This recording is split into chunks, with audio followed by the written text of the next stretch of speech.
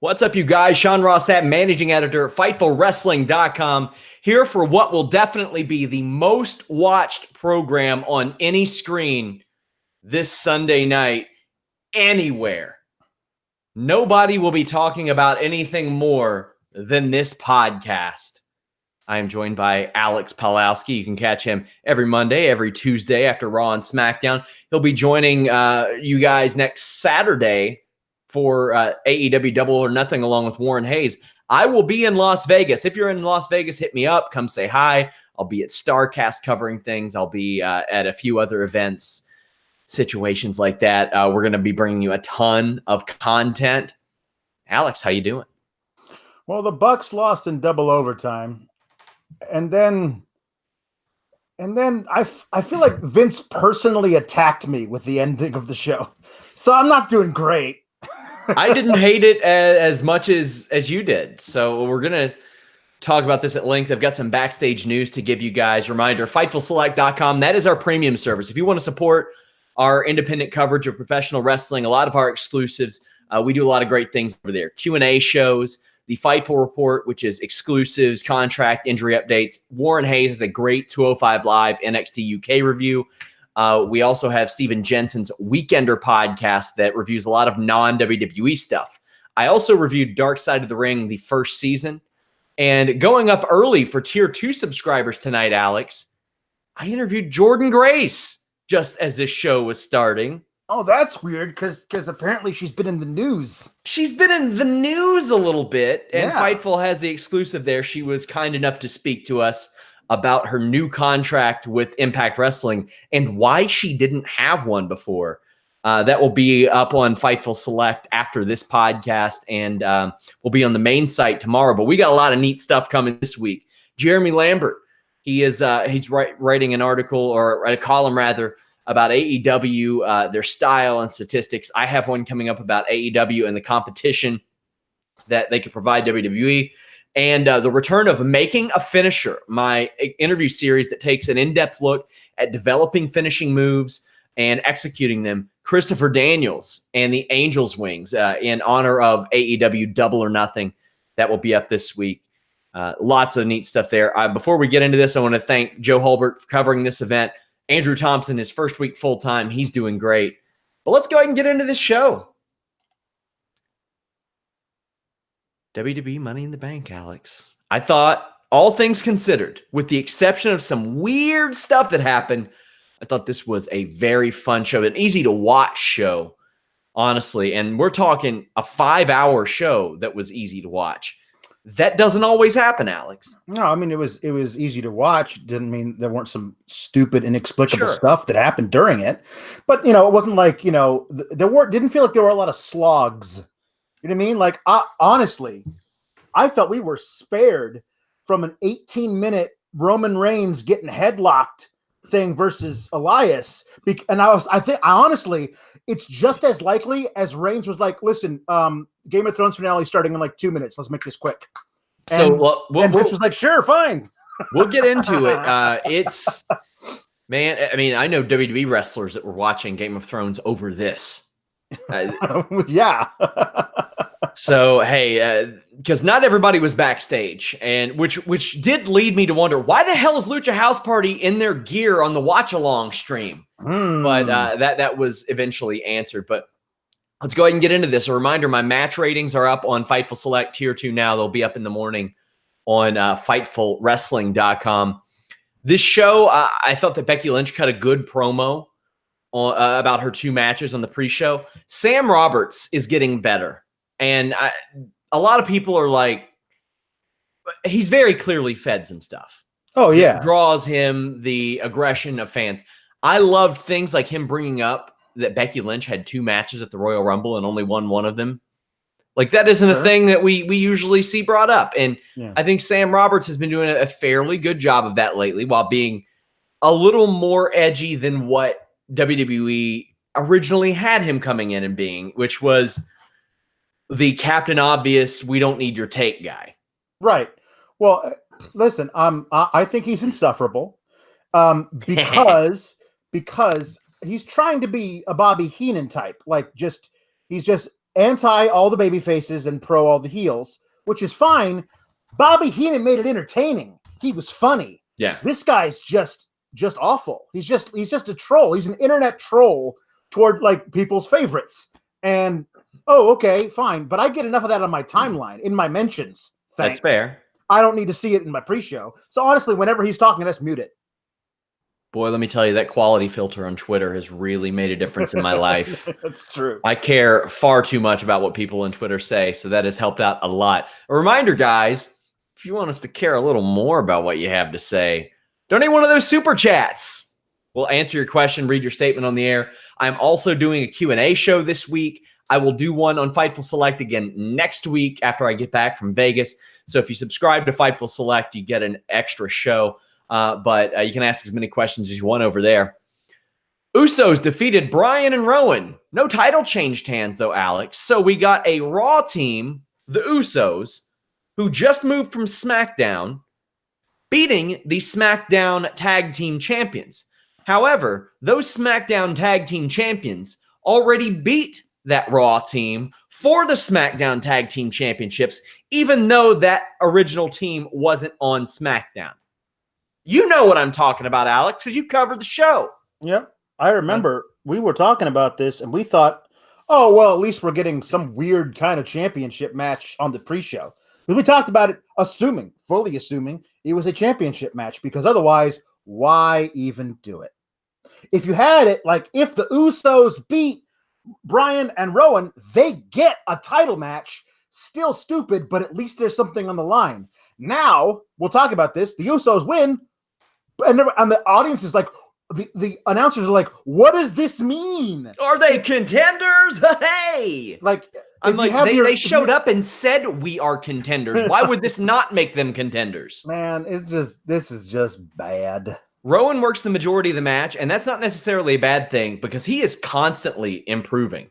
Yes. He is mowing sons of bitches down with that body press. Mm-hmm. I admire that. So then when Bryan comes in, he's fresh and he stalks his opponent. And it's really, it's an element of Daniel Bryan as a heel that we've never really seen before. So he and Eric Rowan as a tag team, getting Heart Foundation vibes off of him, Alex, at least for the in-ring, so to speak.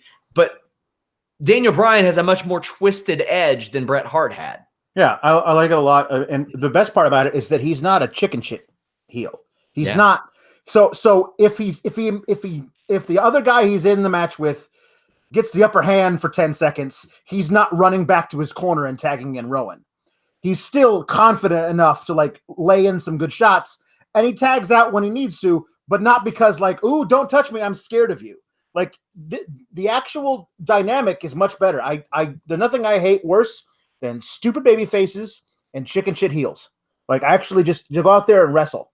And these guys, Rowan and Bryan, like it honestly felt like it was this weird way, like putting the straps on them. Let's just get Daniel Bryan out of the title picture, the major WWE title picture, but let's keep him doing something. Let's keep a belt on him because, we want him doing that, but it felt like, but this actually feels organic and real. Like they're teaming. It feels different than any other tag team out there right now. TJ Ridgeway, thank you for the super chat. Says the Yowie Wowie chant was great. Happy for Bray. Let's hope it continues when he's on the screen. Jimmy Uso did a damn whisper in the wind. Rowan did a double suplex, which allowed Bryan to pick up the pieces. Jay got caught in a label lock off of a splash attempt, but Jimmy breaks it up. Rowan caught both Usos on a suicide dive attempt. Love this spot. Mm-hmm. And they were like, all right, let's super kick him a bunch of times and force our way through. Yep. Then they double super kicked Bryan on a suicide dive attempt and got the Uso splash for the win. Shitty 50-50 booking, but still a solid match. Yeah, and Rowan, again continues to improve. I didn't think they were actually going to go through with the double suplex off the top rope to both Usos. The Usos are not tiny. He's not doing that to Kalisto and Lince Dorado. Like those are big boys that he's doing a double suplex to. That was really impressive. And I also loved that he tagged in Bryan and then had to like rest and like work all the knots out of his back on the outside while Bryan was doing his stalking around the Uso thing. I thought that was really good. And I also want to mention that I think it's Tom Phillips did not know which Uso was in the match at one point. He was like, "Oh, super kick to the Uso. Can the Uso get up and tag in his brother?" Well, I mean, one was wearing a shirt and one wasn't. Right, I know, but he didn't know that. A couple more super chats. Tyler Go Bulls D Rose 2019 says Brock smiled and jumped for joy and said, "Guess who's back? Do you think he generally loves WWE?" Oh yeah, Alex. Toronto in 6. Well, let's hope Toronto in 6. But yeah, I think Brock likes WWE a lot more than anybody will ever pretend that he does. But he's very smart and makes money. Wild Boy 87, he posted a thing on Twitter that said, "I once got hired at the Cheesecake Factory, not for my culinary skills, but for my last name. What was it?" And he offered to pay somebody $10 if they guessed it. He super chatted us that $10 because I guess EC3 saw me guessing, slid into this guy's DMs and said, "Hey, I used to work at Cheesecake Factory." You never know what'll happen when you engage with Fightful on Twitter because, yeah, that's news to me. Yeah. Women's Money in the Bank. Bayley wins. This match was fantastic. There were a couple of sloppy spots, which we'll get into. But first off, Naomi liked the different look. Yeah, me too. Change it up a little bit. I dig it, man. Yeah, I like the vertical stripes. She was like a killer bee in there. I like that a lot. Especially had to see the 2 bees that that were glowing that she walked out there with. I like She's that. She's going to be the president of the Cauliflower Alley Club in about 30 years, like Brian Blair. I'm ready for it. Carmella is in the match. Natalya, Nikki Cross, who I'm happy is continuing the Sanity entrance. Dana Brooke, who is just in fantastic shape and did great in this match. Good stuff. Ember Moon, who I heard's name was tossed around a little bit about this match, but obviously didn't end up coming to fruition. And Mandy Rose with Sonya Deville. I was particularly interested to see how Dana Brooke performed in this match. Thought she did great. She proved that she belonged in a match like this. The only spot that I looked at and I was like, that was real bad, was the beginning of the tornado spot with the ladder. Because it was slow and people, I'm done with that. It's stupid. You got to do it right. The problem with this is that it requires the feeding for this is just absurd. These women have to get up and literally walk into the ladder. I've seen it done where the guys are getting up and they're disoriented from other stuff and they don't realize the ladder's twisting around. But women were getting hit by that ladder twice. If you got hit once, stay down, or how about this? Dive at her knees. Do something that's not walking into the ladder spinning around. Hope you get a Mark Judge in about 20 years when you're doing a CTE lawsuit, maybe. Use this footage. That spot was not good, but Mandy then ran up a propped ladder to hit her knee. That was creative. Naomi countered a catapult by rebounding with a kick, ran across a couple of bridge ladders. That was a little bit slow. Some of these you could tell that they had to set up for, which was a big contrast between this match and the main event. But I thought that both worked in their own ways. I've noticed that Tom Phillips's worst offenses are in women's matches. Because that's all he called things. That was a big contrast too. Tom Phillips, some of his worst work in this match. Michael Cole, some of his best work, which we'll talk about later. Carmella gets injured, but the camera is on her an awful lot. She ends up coming back though. Yeah. Did you see the spot in which this happened? Yeah, I saw a spot. It was weird. She was standing. She was waiting way too long for Mandy to make her to hit her mark and do the spot. But she was standing there like straddling a ladder while it was like laying down on its side. And Mandy came along and kicked the ladder into Carmella's left leg. And then Carmella immediately sold her right knee. It was a really weird spot. Listen, I was fine with it because of the storyline that played out later. And we actually got a reason later in the night, an actual storyline reason for this guy to be, for a competitor to not be able to climb the ladder fast. So yes. That was good. Yes. There were a lot of positives and a whole lot of negatives that were put forth on this show. So Bayley was by far the most demented, violent person in this match, I thought, which was great. That she always kind of is in these types of matches. I know that Nikki hasn't been on TV much, but commentary could learn the name of her finish. They call it a swinging neck breaker. She's called it the Purge forever. Yeah. I love the spot with Dana Brooke battling Mandy. Yeah. And then Dana just hangs onto the hook and is swinging back and forth. She is going above and beyond to prove that she belongs. And she was like, hey, how about like I grab onto the chain and I'm just swinging from the chain. Like, can you do that? Do you have the upper body strength for that? And then is like, bitch, yeah. Because like nobody else in that match could have done holding on for dear life up there and actually be confident they're not going to slip. But she had like full on 90 degrees holding up on that rope with her elbows. She was not falling at all. Like that was really good. She went above and beyond in this match. I have to hand it to her. Yeah. I didn't think she belonged. She showed she belonged. Natalya ends up pushing everybody off the ladder. Ember hit this eclipse from outside the ring. Yeah. What did you think of that? Well, I mean, they weren't going to do it off the 12-foot ladder. But, I mean, if you actually look at the angle they showed later, she's not much higher than she would be standing on the top rope anyway. She had a lot more distance to cover. But I thought the spot was great. You had to do one off the ladder. When you put we are owed an eclipse off the ladder when you put Ember Moon in the Money in the Bank ladder match, and she hit it, and I was happy with it. Sonya Deville is at ringside and helps Mandy up, and there's a great visual of Bayley pushing them off the ladder. Like I'm sure there's going to be a picture that WWE Digital puts out of the look on Mandy and Sonya's faces. You can tell that some moments are meant for the photos they're going to show the next night on Raw. Yeah. This is one of them. Really good from all three. Yeah. Sonya picking up Mandy, who I forget what happened to her, but she didn't look like she was that hurt. But like literally fireman's carrying her and like she's Samwise Gamgee carrying Frodo to Mount Doom. She's climbing up the ladder. This is the thing I wondered.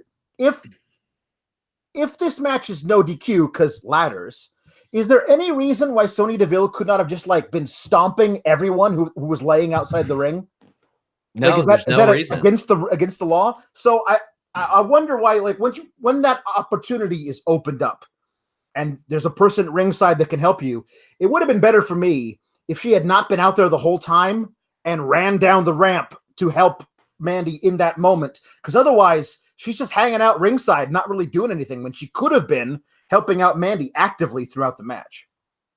Yeah, Bayley ends up winning. I thought this was good. They hit a lot of great spots. And you know, Alex, sometimes you got to hit the spots. Yes, it's true. Spots need to be hit. Yeah. Spots need to be hit. You have to do it. You got to please the consumer. Oh, yeah. Yes, absolutely. And sometimes you got to hit the spots to make it happen. Mm-hmm. And if you want to get a real high spot, our friends at Blue Chew can help.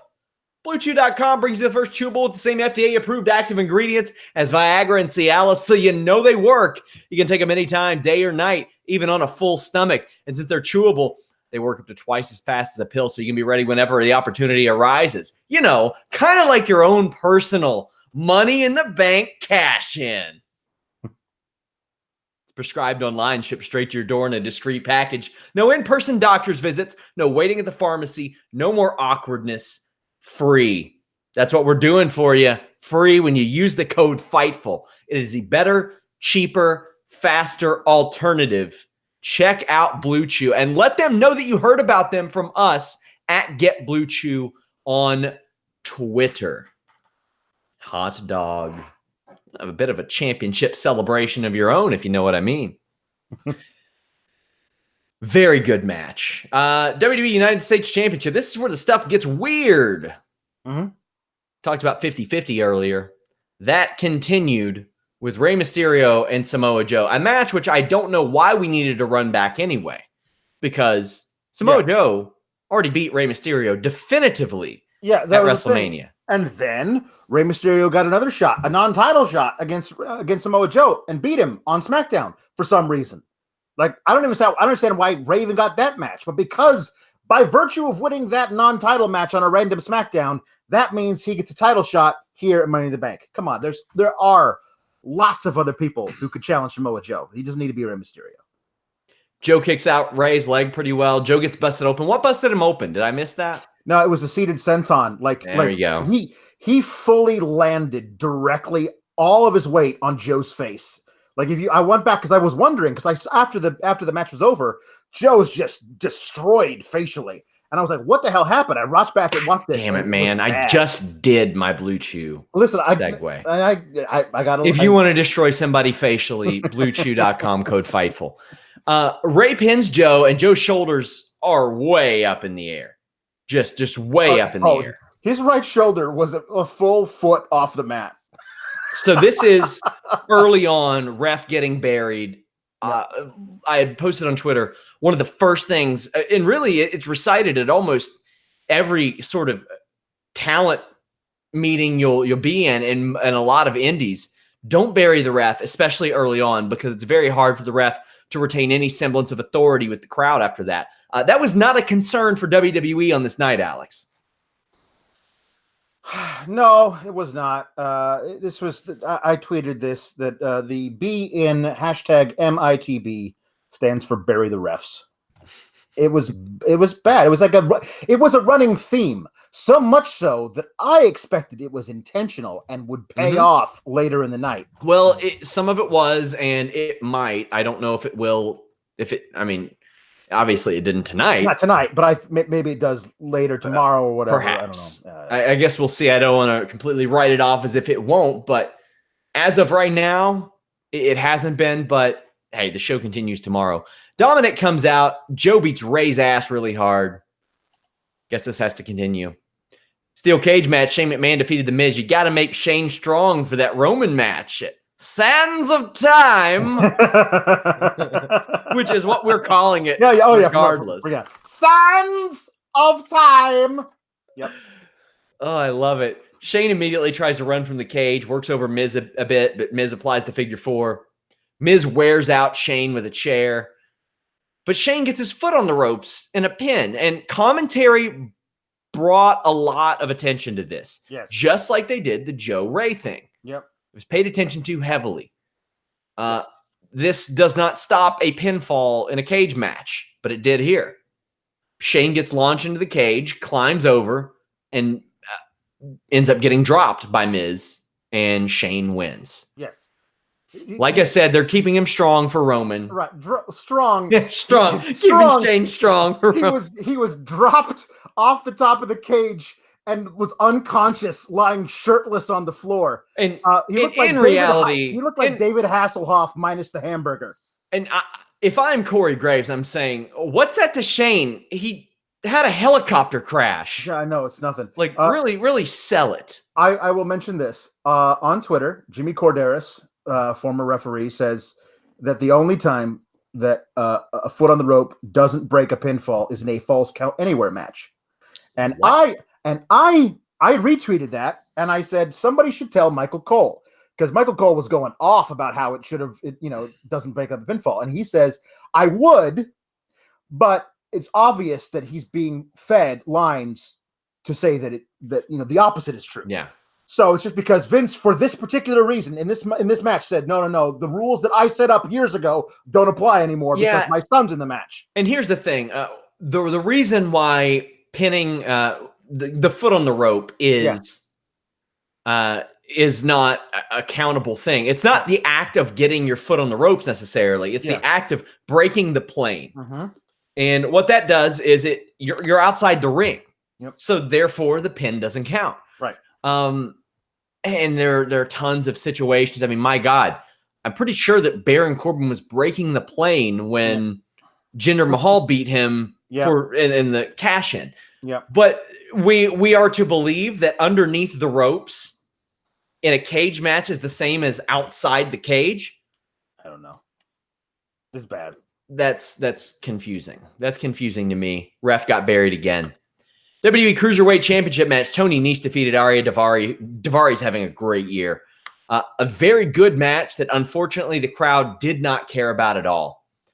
There were a lot of people here who didn't know who Daivari was or why he's dressed like Derek Dietrich of the Cincinnati Reds. Here's the deal. You had months where Cruiserweight fans were begging you to put Buddy Murphy versus Mustafa Ali on the main card or whatever.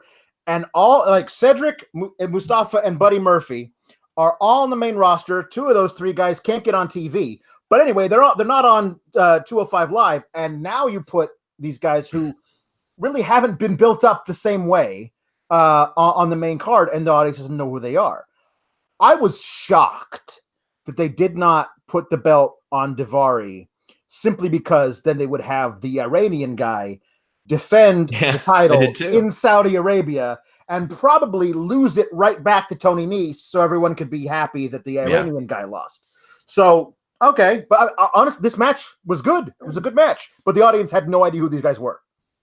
Tony Nese has transitioned so well to a babyface. He really has. And I didn't ever see that for him. So that's great. He hit the springboard moonsault. I always love a good leg drop to the back of the head. I'm a sucker for the Fame-Master, all versions of it. Daivari does a great straight jacket slam and a frog splash, as well as the hammerlock lariat that's put a lot of people away. But Nese wins with the running Nese. This was good. This would have been rated higher in my match ratings, but the crowd just didn't care, and that's a factor for me, and that's unfortunate. Yeah. I think Tony Nese is doing a great job. They need an infusion of something from somewhere.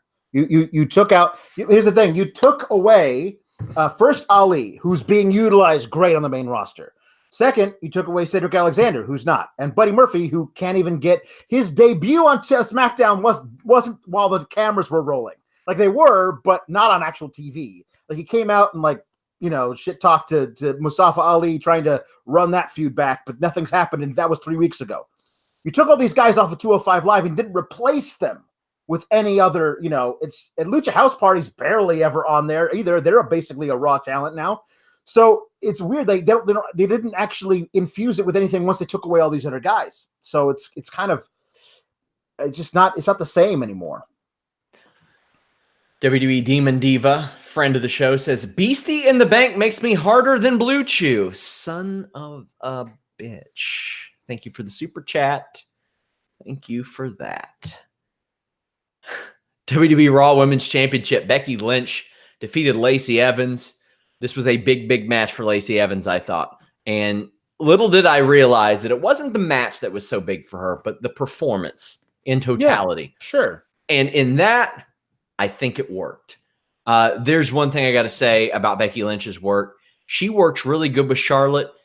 I don't know. How can I say this without having weirdos tag her on Twitter and all this crap? Leaping isn't like one of her fortes, right? But it is so ingrained in her moveset. But she does so many other things so well. I don't know why it goes back to the one thing that she doesn't necessarily do so well. Yeah, with leg drops and drop kicks and front drop kicks and all this. She doesn't do that great, and I don't know why it's not accentuate the positives, hide the negatives. To make an NBA analogy, Becky Lynch is Russell Westbrook, and her leaping is his 3-pointers. Like, that's the worst thing he does, and he can't stop doing it. And the worst thing that she does is leaping when she's great at everything else. Knocking out a triple-double every night on the court, but can't stop jacking up and going 1 for 7 on threes. Like, if she could stop doing that, everything else would be flawless. But she's addicted. Lacey had been super protected in some way, in that she had been on the show for 6 months and hadn't lost because she barely wrestled. Yeah. But had really delivered with promos.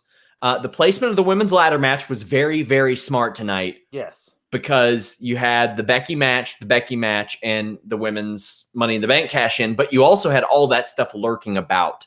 You didn't know what order that was going to be in, and I thought that was brilliant. There was a big miscommunication on a flying drop kick, but this is one of those situations where WWE's production really helped out, because until Michael Cole said she didn't get all of it, I had no clue. Right. Because production hit it really well. Lacey does like a half-assed acid drop, and Lacey has Becky pinned, but the ref doesn't count. Right. So that 3 out of your last 4 matches, the ref is buried. And got to be a storyline, got to be referenced at some point. If this is never referenced again, if like we're talking like 2 weeks down the line and they haven't brought this up at all, Alex, I'm looking at the show in a much different way. I mean, you've got a longer leash than I do. Yeah. If this isn't brought up tomorrow, I mean, I'm salaried, so that's why. Well, that's true. But but like, come on. This is the thing. Is like this would be a major deal on all of these mess ups. Maybe not the one with Shane and Miz. Like that could be like a weird thing. Like they actually kind of explained it away.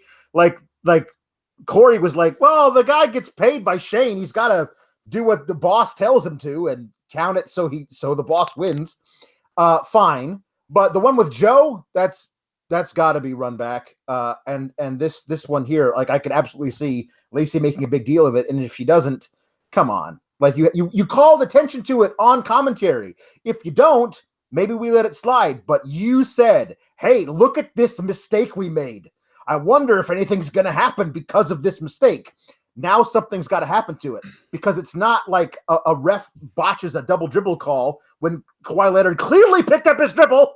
It's not like that. And we're just going to run it. We're not going to do anything about it. I wouldn't know. I was working tonight, Alex. Becky wins with the disarmer. And Charlotte Flair immediately comes out. Great move for Charlotte Flair as the heel. That was so really good. Really good for Becky as the babyface. Yes. A lot of things accomplished here.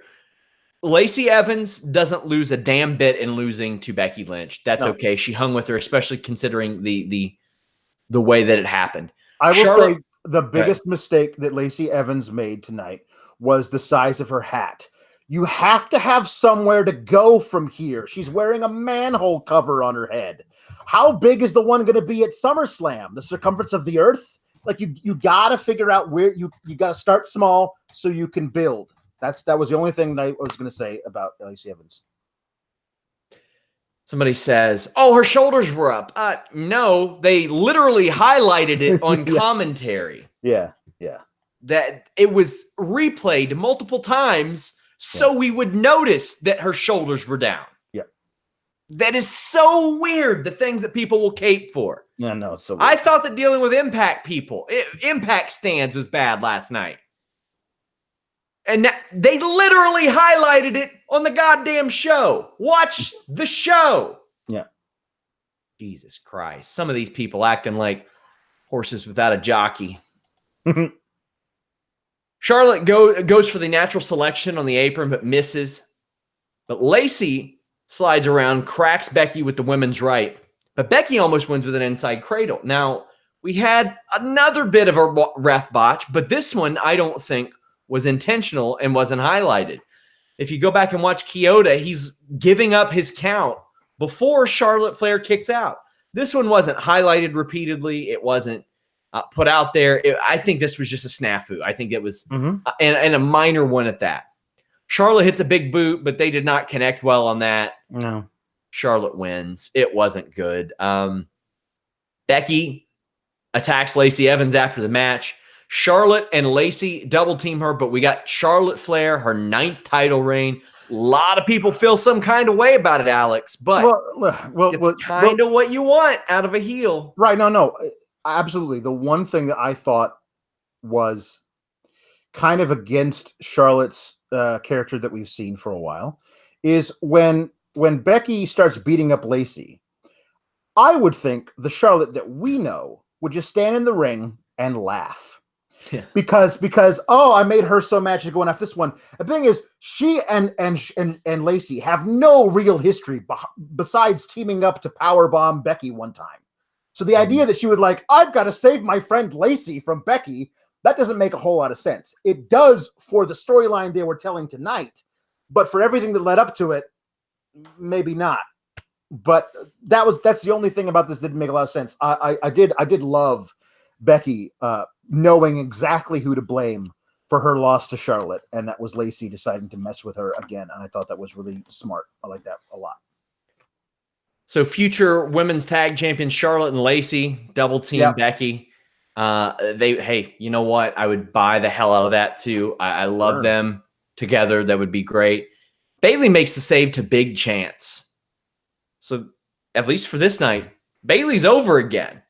Oh, yeah. Oh, she's hugely over. You kidding me? And that ain't necessarily easy after the last couple of years. They wasted her 2018. Yeah. There is a residual love for Bayley that all it would take is the WWE showing her some love. And watch how fast the fans respond. And they did tonight. It was like, we've been waiting for you. It's like, oh, there you are, Bayley. You're back. It's the person we've loved for so long. They've been having you just like running around doing weird storylines where you're going to couples therapy with Sasha Banks, and it doesn't. Where have you been? Oh, now here you are. This is the Bayley we wanted since you showed up on the main roster, and we get you tonight having a great performance in the Money in the Bank, winning the Money in the Bank contract, and cashing it in by saving a friend. Like that's great. It's great. So Bayley cashes in, hits a flying elbow drop, and wins. Bayley gets a great ovation. However, you're going to want to change the record here, Alex. Mm-hmm. Corey Graves mentions numerous times that the referee did not get Charlotte back up to her feet. Buries the ref. And I mean, we're talking at this point, this was the 4th or 5th time of the show that it was highlighted repeatedly. And then for the last hour and a half, we didn't see it. Nope. It was all in the first hour and a half of the main card that we saw all this unfold. What do you make of that? Like, how can they go more than, how can they not address this tomorrow night? I don't know, because there's track record. That's how. Right. But at least with this one, we can wait until SmackDown, because these are now SmackDown women for the SmackDown title. So we'll have to wait until SmackDown to see if they address this one. The other ones, we got a couple we got to address tomorrow, but we can at least wait until Tuesday for this one. You have to be consistent. Listen, I understand. I honestly like it better this way, because this is the actual whatever state the champ is in, that's the state they got to face you in. That's the way the Money Bank should work.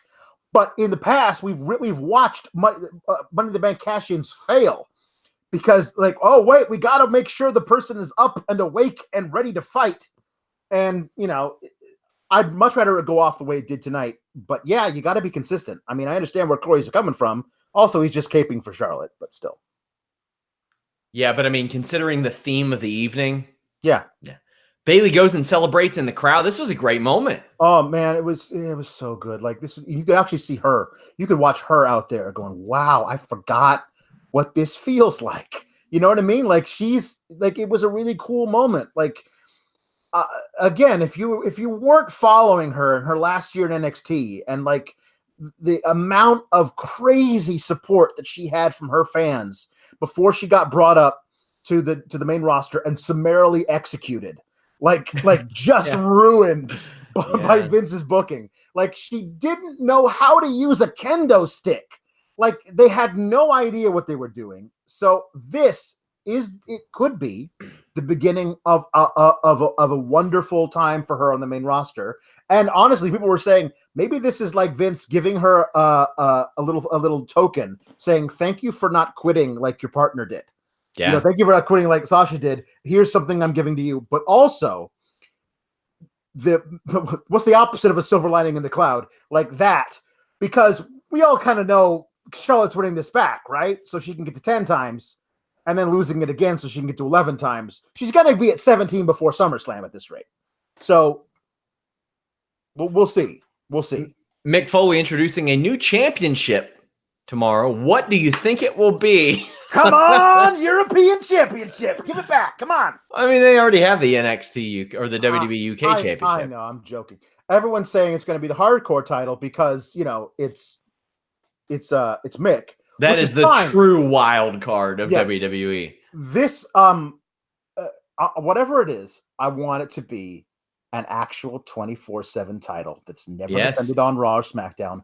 Only online, where like Alistair, you want like I want like who's ever the current champ. I want somebody like videotaping this guy it's tired. He's dragging his rolly suitcase behind him down the hall, walks into his hotel room, flips on the light, and there's Alistair Black, and then he just does the spin kick, and there's a ref there somehow too. Like make the whole thing just fun and entirely online. These guys would have so much fun with it. Kazim Famuyide said that he pitched trios titles a while back, but didn't end up happening. It would be ridiculously terrible if they were like, let's do the 6-man tag titles right after Dean Ambrose quits. Here's the thing. If they do 6-man tag titles, 1, they got to be floating. 2, you got to unify Raw and SmackDown tag team championships. Oh my God. And they got to be floating too. Yes. Like you can't do 3 sets of those tag titles. Your number 1 contenders for your SmackDown tag champions are on Raw. That is how thin you have spread your tag title. Somebody says a women's mid-card title. I mean, it's possible, and Mick Foley would be a guy to do that too. But with the level that women's tag titles are getting on TV, I ain't doing that at all. No. If it's a women's title, you know it's Stephanie McMahon introducing That's a good point. Come on. What do you say, ladies? You ready to make history? Yeah. Again? Yeah. There we go. Elias hits Roman Reigns with a guitar backstage. I thought this was very reminiscent of the WWE production style of like 2000, and I like that. Sure. Elias came out and got through a song. Got all the way through it. Electric. Going electric. Losing the acoustic. I like it. Yeah. Well, then Roman Reigns comes out. Spear. Win. Yep. Cool. Yep. Yeah, that's the Roman Reigns I've been looking for for like, what, 4 or 5 years, Alex? Yeah. Yeah, this was good. And again, I joked at the beginning, like it was right as the finale of Game of Thrones was starting. And I could absolutely see like Roman's like, no, I'm not going to miss this. Let's do this quick. But jokes aside, yeah, Roman should be beating dudes up like this. Like, and it's fine. I mean, this was all a weird placeholder thing to, as we've said, like to get to whatever they're doing with Shane versus Roman, because that's definitely happening. But this didn't feel like a pay-per-view match anyway. Excuse me, Roman versus Elias. How many times have we seen that just on a random Raw? Yeah. You know, it's not a pay-per-view match. It just isn't. I mean, if I would much rather Roman Reigns be shoved down my throat and have squash matches than Roman Reigns, as you mentioned, get headlocked for 10 minutes and then do a Superman comeback and win. If he's going to be Superman, well, let him be Superman. Yeah. Yeah. That's what I would prefer. And implying that he can get chin locked over and over again, and that stops him. Oh, he can beat you in the matter of seconds, but he doesn't know how to sit out of a chin lock. I'm like, all right. They're advertising for Extreme Rules, I believe. Roman versus Shane and Elias. Oh no, how will the big dog ever overcome the odds? I mean, here's the thing, Alex. Cumulatively, I'm pretty sure Roman Reigns has more service time on the main roster than Steve Austin had his entire WWF career. I know that Reigns has wrestled about 300 more matches than Steve Austin did in WWE. Yes. A lot of people think, oh, well, the edge will come. The edge will come. Steve Austin's edge happened within his first 6 months of the company. That's true. There are a lot of people where that boat will just be gone. I don't think that's Roman Reigns. I think he has built up so much stock, and there are some people who will always love whatever he does no matter what, and some that will hate no matter what. But don't coast on that. Don't coast on it and just let it be the same and boring and retread. Do something interesting with him. I thought tonight was interesting. Hope he squashes Shane as well, or at least throws Shane off of something really, really high up in the air. Up next, WWE Universal Championship. Seth Rollins defeated AJ Styles. Oh, boy. Oh, boy. Just let me get some of the perspiration. Now, did you pull that out of your crotch and dab your armpit first and then wipe your face like Lacey Evans did? Or yeah, of course. Okay, of course. I'm a sassy Southern belle, Alex. That's the only way to do it in the South. I'm Sean Ross Sass right now. Everything about these two early on screamed evenly matched. This was AJ Styles rising up to the levels in which many said that he wasn't at anymore. The crowd hadn't seen this 200 times and reacted accordingly. Yeah. And I'll tell you who else reacted accordingly. Michael Cole, who had dare I say, one of the best 2-match stretches in WWE commentary history between this and the Money in the Bank ladder match. Michael Cole had a career-defining night tonight. He did some of his best work of all time. He was so into this match. He was so into the main event. I loved it. Hats off to Michael Cole for some incredible work on the call. And hey, Renee and Corey weren't bad either, but it seemed to me like Michael Cole was really, really stepping up his game. Rollins and AJ both did that as well. Rollins gets dropped across the buckle, German suplex. He had a great pin counter out of a reverse power bomb. The counters in this match were second to none. I don't remember the last time I've seen a WWE main roster match with counters quite like this, Alex. No, this was a treat. I loved that they called attention to the fact that when Rollins was just a kid cutting his teeth, he wrestled AJ Styles, who at that point was in the midst of his prime. And they 13 years later, but they insist on saying 15 for some weird reason. 13 years later, they have this match at a pay-per-view for the Universal Championship. And you could tell that Seth had been thinking, if I get AJ in the ring again, here are all the things I want to do. Like it felt like that because all these spots were so well put together. It flowed so well. They have such great chemistry. We saw for a while where AJ was in matches with other great wrestlers and performers, and the chemistry just wasn't there for whatever reason. A lot of it was just weird, wonky finishes, like him versus Kevin Owens, and he gets his leg caught in the table and can't get back in, so it's a count out. But still, it didn't feel like nothing ever really hit like this match.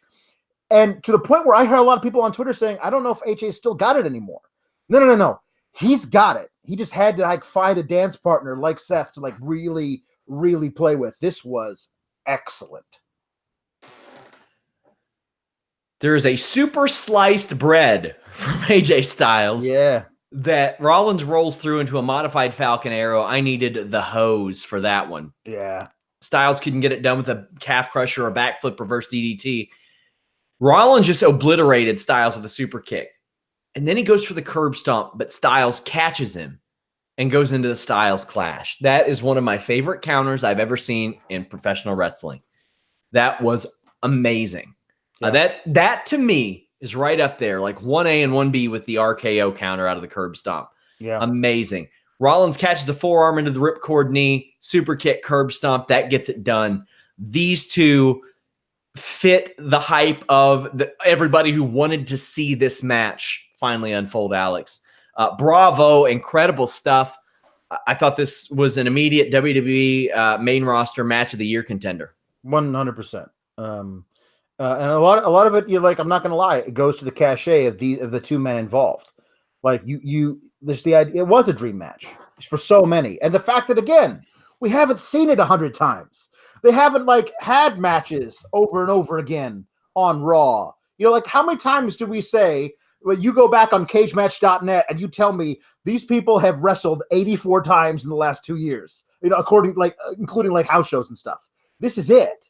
We actually get to see these guys wrestle in WWE for the first time, and it felt momentous. And they gave us a match that matched that moment. And I like it. They had worked together about 25 times in WWE, but never a one-on-one match. And that goes a long way. Yep. That is important. And I just loved everything about this match, from commentary to the execution. Lucha House Party's out. They got beat up by Lars Sullivan, who ends up bleeding. Okay, we reviewed this every week. Yeah, this is okay. A couple things. Lucha House Party's out. The following is a 6-man tag match. Okay, I'll bite. Who were the 3 guys they were scheduled to fight on this pay-per-view that was in a match that was not advertised ahead of time? Nobody, because this was just a thing to get Lars out there. That's fine, but don't lie to me about what this is. 2, did you see how Lars got busted open? How was it? He headbutted Kalisto, who has got all these spikes on his damn head. So he's a real smart guy. Oh my God, that's fantastic. I love it. I love it. I hope it was planned. Oh man, I hope it was planned. That's great. When I watched the video, somebody tweeted it out. Like, he did not always look as though it was planned. Also, Lars's face did not look like it was planned. Worth mentioning, Titus O'Neil said that Lars Sullivan went out of his way to apologize to him about some of his remarks, and that was detailed. You can see that article on the site. Good move for Lars doing that. Really, it doesn't undo what he said, but that's a good step. WWE Championship match, Kofi Kingston defeated Kevin Owens. I was told they didn't even know they weren't even told who was going to win this as of early this afternoon. Wow. But Kofi ends up winning. He goes right at Owens. He fits the champion role so well. He's still over. And we're talking 4.5 hours into a show, and there's still Kofi chants. He's still evolving every match. KO sends Kofi into the ring post, then hits the bullfrog splash. Kofi does a mushroom stomp on the apron, then a 360 dive. Kofi is legitimately as good as he has ever been, and dare I say better than he's ever been. Man, he has stepped up as champion and delivered. Yeah, it's he's absolutely answered the call. They said, "Oh, he's been this great this whole time, but he hasn't been asked to show everything that he can do." And now he's like, "Well, now I better, because I'm the champion. So I'm gonna go out there and have the match that I know I can have." And he's killing it. And for everybody who's like, I don't know how long all that goodwill is gonna last. I don't know if people are going to still be cheering for Kofi after a couple of months. How's that going right now with the Kofi chant? Yeah, everybody that called him Flavor of the Month, and about 100 days in, it's lasted longer than a month. Yep. Owens counters Trouble in Paradise into a Boston Crab, hits a pop-up powerbomb for 2. Then a Trouble in Paradise hits, but it sends Owens out of the ring. He returns, gets a stunner, but Kofi grabs the ropes. Owens then, for some reason, takes off Kofi's shoes. Whatever. It's just Kevin being crazy. Just throws him over the power line. Like, why not? Just real heel stuff, throwing somebody's shoes over a power line. Knees up on a swanton. That doesn't look good for anybody. Trouble in Paradise gets the win. This was a fine match.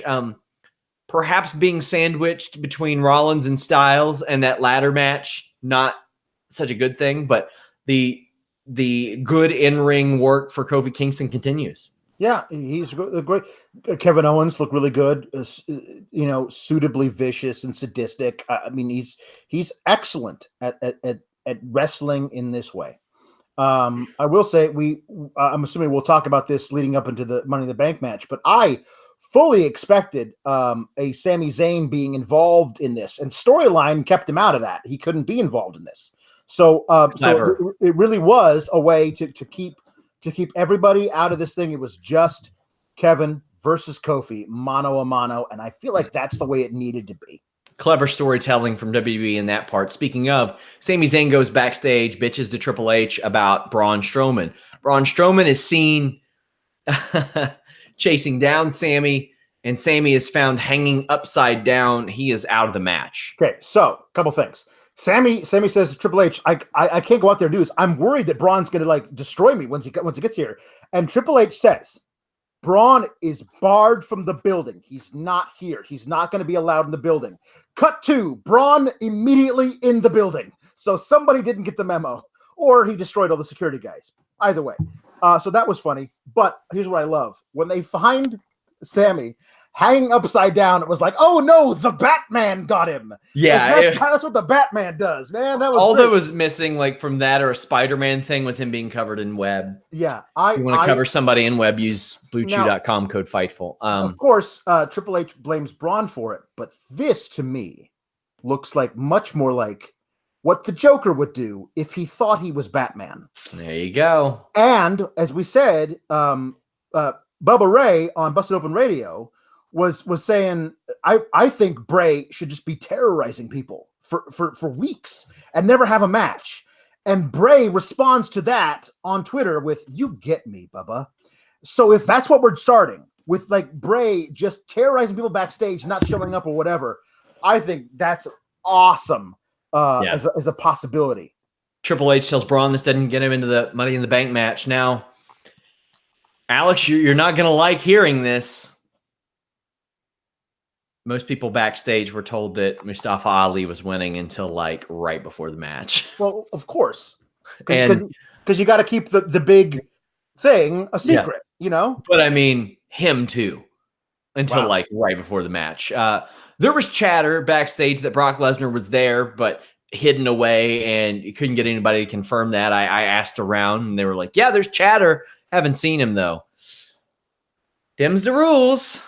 So this match ruled, and it was so different than the women's match. Just way, way different. Now, keep in mind, guys, I'm not saying that Ali was winning the match. That was what was told, so the result didn't leak. Just so you all know. Randy Orton's use is fantastic. He just sing bombs people over and over and over. Like they would cut away. It's just like a revolving door. Yep. Phenomenal use of Randy Orton now. Yes, great. Yeah, absolutely. This is at he to use one of his nicknames. This is the Predator at his apex. Yeah. Just dropping dudes on their skull on the announce table. That's it. Ali rolls over Ricochet, tries to climb the ladder. Really seemed like they were trying to build to an Ali Ricochet match in the future that they will probably blow off on a wild card on Raw or SmackDown. Oh yeah, this is the thing. Ricochet versus Ali has the potential to be the Ospreay Ricochet of WWE. Like they can find out ways of making that super impressive and fun to watch. You know, Ali's just itching at the chance to have that opportunity. You know, this was obviously booked in a way of like Spider-Man pointing at Spider-Man.jpg, but it was so much fun to like watch these two guys try and outdo each other. I thought that was excellent. Drew was just throwing people into ladders. This match featured a lot less kind of waiting and spots than the women's match. That it featured a lot of parts that required 5 or 6 people. Right. But this crowd had like a nice constant rumble to it throughout this. Well, something you don't always hear these days. Something that was interesting with this was the fact that Sammy got taken out of the match and nobody replaced him.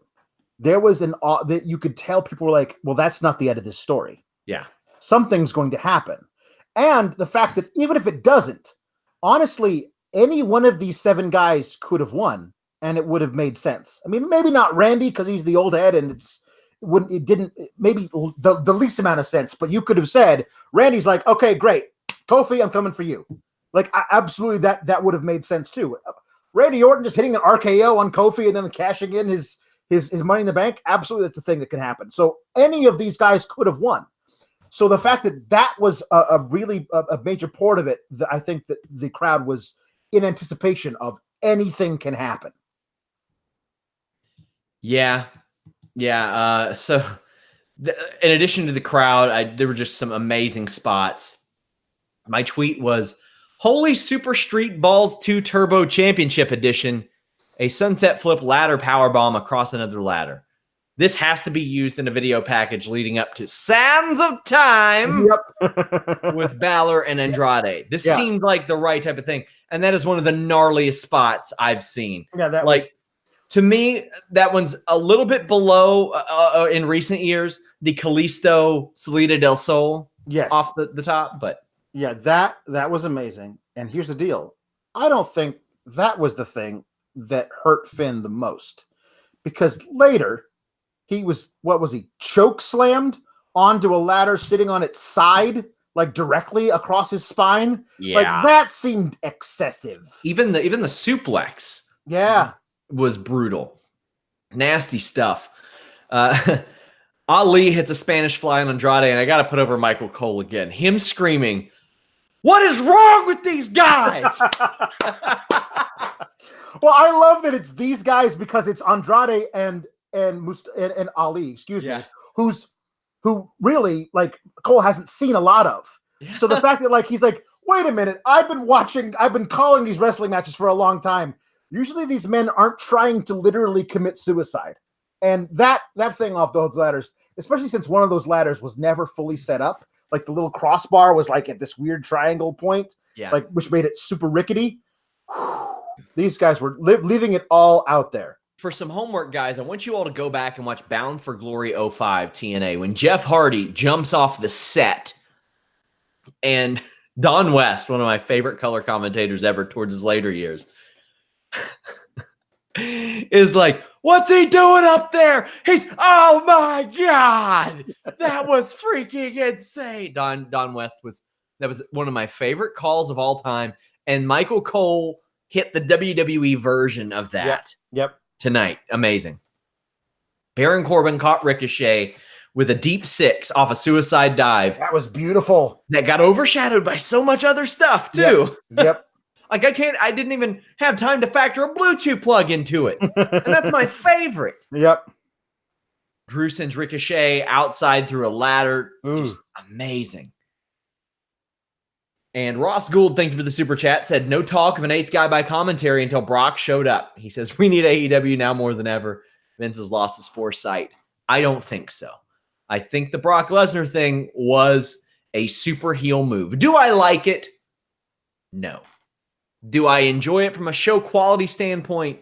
No. But as I say sometimes, it ain't about snakes and sparklers, my friend. We can't be sitting there just selling those on the side of the road, and WWE can't be either.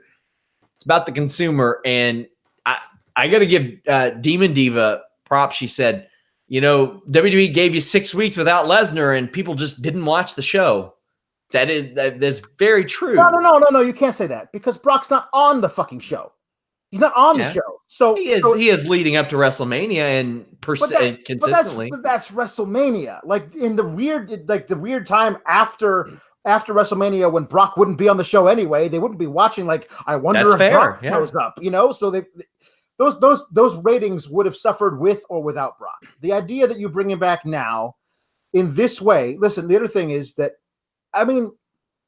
part of the allure of the Money in the Bank contract is that the possibility is there that somebody might hold on to it for like 9 months and always be the threat sitting out there. And tonight we had an immediate cash in, and now we have Brock with the thing, which makes it doesn't matter because he's never going to be on Raw to use it. So he'll probably just call out and say, Seth, I'm challenging you for Sands of Time, and then we're going to get to June 7th, and they'll have that match. Fine, but that's the. Whatever happened to the report, quote unquote report, that whoever wins the Money in the Bank contract is going to be made out to be a huge star. It's going to rocket them to the top. This young up and coming talent, the next big thing, Brock Lesnar. Come on. Nobody buys that. I was real excited to launch you into that rant. Real excited. You have no idea. So, I will say this. This does subsequently make every Brock Lesnar appearance much more valuable and much more important. However, I don't believe that he'll cash in on a Raw. No. I don't think he'll even do that. And to be honest with you, I don't know why WWE doesn't book a Brock Lesnar match for a Raw. If they want to get viewership up a little bit, or SmackDown, whatever the hell you want to do, why not book a Brock Lesnar match for one of those shows? Yeah. I mean, you've done it in Japan. You've done it all over the place. Why not make that work? You're getting quite an investment, and maybe they will this fall, for all I know, when that big money kicks in. But even with that, I thought this was a match of the year contender, just 2 or 3 matches away from Rollins and AJ Styles. Just some real good wrestling tonight. I will say that if you watched the WWE Chronicle episode for Mustafa Ali, that aired last night on the network, which if you haven't, please do. Like it's some of the most like real, interesting, introspective type of filmmaking that I've seen WWE do. It was really, really amazing. And they leave it there at the very end, with Ali telling a story like he's had dreams about him climbing to the ladder and getting up to the top and putting his hand on the briefcase and looking around, and everyone is down. Like no one's even like attempting to get to the ladder. Like he's there. Like, and then he wakes up and he doesn't know if like somebody like comes out of nowhere and knocks the ladder over or what, or if he pulls the thing off. He doesn't know. So your comment that he might have thought, oh my God, that's the thing that's actually going to happen. I'm going to win this, until 20 minutes before he goes out there and knowing that Brock's going to come out. And apparently whatever happened at the end, he got busted up really bad. Yeah. And Seems, so man, he is getting that a lot. And that's rough. Yeah. Also, LOL at Brock wearing his gear for that. Wearing his damn gloves too. Committed to this company is Brock Lesnar. Oh yes, so committed. Wait, he looked over the moon to be there. Well, yeah, I mean, I suppose. Yeah, I mean, it's a big moment. You know, it's a big thing. And I think he gets off on the fact that everyone hates it. Like, he loves that everyone hates that he's there and ruining their Money in the Bank match. Brock loves heat, yeah. And I mean, hey, he's 1 for 1 in ladder matches, as I told you off the air. Yeah, sure. So was Bayley too, though. That's true. WWE Money in the Bank overall, I thought this was a good show, a fun show to watch, set the stage for a lot of stuff. Don't know how it'll happen, but there needs to be some follow-up on the ref stuff. That's the biggest question mark I have actually coming out of all this. And here's to hoping they end that wild card. All but one person I've talked to in the company hates the idea of the wild card. They hate it. Yeah. And several of them that I spoke to said, well, I wouldn't hate it so much if it was one person on a show, but it's a crutch. So we'll see how that goes. We'll be back here Monday, Tuesday. But listen, guys, we've got a ton of exclusives coming up. Subscribe to Fightful Select. That is the most direct way to support us. This week alone, I have exclusives on Tom McGee, Jordan Grace, Dasha Fuentes, a lot of stuff coming up. We're going to be in Vegas, myself, Jimmy, Andrew. We're all going to be there. In addition to Andrew or Alex and Warren's Double or Nothing post show, myself, Jimmy, and Andrew are going to do some sort of post show. I don't know when it's going to be up. I don't know when I'll be able to edit it and all that, but I'm going to be getting a lot of content, a lot of in-person interviews. That's something you guys are going to see a lot more of in the future on Fightful. I'm going to be traveling a little bit more, getting some more in-person interviews. We brought Andrew on full-time to help allow and facilitate that. We've got a new elite MMA writer to help facilitate that as well. I want to thank all of them who helped cover this show. Jeremy, Andrew, and Joe Holbert. Alex, I'm not going to thank you because you were too busy watching the Bucks get beat tonight.